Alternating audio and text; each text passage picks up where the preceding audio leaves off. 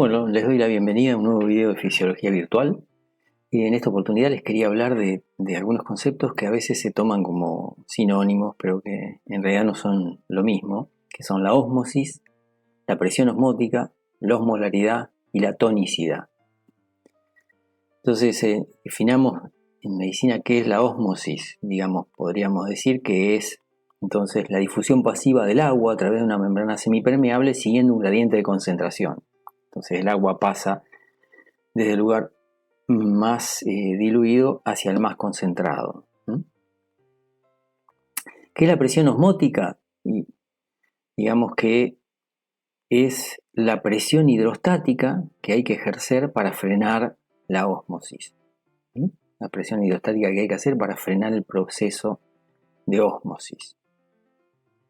Ahora, ¿qué es la osmolaridad de una solución? Es una medida de concentración de solutos osmóticamente activos o de partículas osmóticamente activas en solución. Para el caso de los líquidos corporales, tanto intra como extracelular, está alrededor de 300 milosmoles por litro. Y digamos que si es similar la osmolaridad a la de la sangre, la solución se dice que es isosmótica. Si es menor que la de la sangre, la solución es hiposmótica. Y si es mayor que la de la sangre, la solución se dice que es hiperosmótica. Por último, ¿qué es la tonicidad de una solución?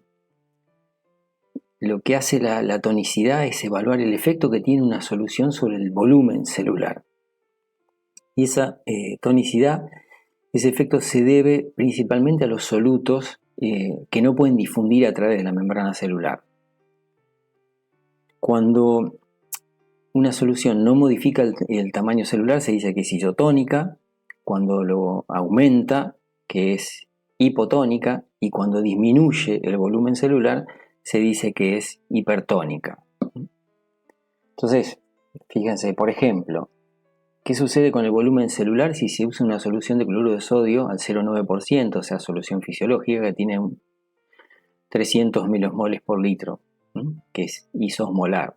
Entonces ponemos en esa solución un glóbulo rojo y fíjense, el agua, la cantidad neta de agua que atraviesa la membrana es igual, o sea, entra la misma cantidad que sale de agua. Entonces el volumen celular no cambia, por lo tanto esa solución es isosmolar, pero a su vez es isotónica.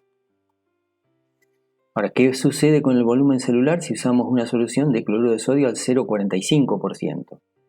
¿Ya? Tiene una osmolaridad de 150 milosmoles por litro. Entonces ponemos la célula en esa solución y el agua ingresa hacia la célula. El interior celular está más concentrado que la solución, por lo tanto el volumen celular se agranda. Esa solución es hipotónica. Ahora bien, si ponemos unas células en una solución de cloruro de sodio al 7%, que tiene 2400 milosmoles por litro, fíjense lo que sucede. Entonces ponemos la célula y esa célula se deshidrata, pierde agua hacia la solución. Entonces el tamaño celular disminuye, o el volumen celular disminuye, la célula se achica, por lo tanto esa solución digamos que es hipertónica.